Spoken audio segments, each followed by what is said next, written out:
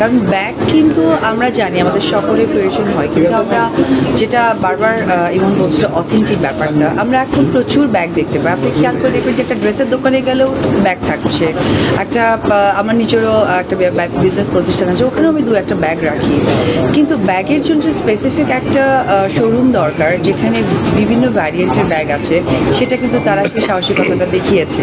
তবে আমার একটা মুখের কথা একদম কেড়ে নিয়ে এমন বলেছে, যেটা আমি বলতে চেয়েছিলাম সেটা হচ্ছে যে আমি হাঁটতে হাঁটতে বলতে নিয়েছিলাম, কারো ক্যাপচারে আছে কিনা, যে আমার পেছনে যে মানুষগুলো ক্যামেরা ধরে আছে তাদের জন্য এই দোকানটা একদম বেস্ট।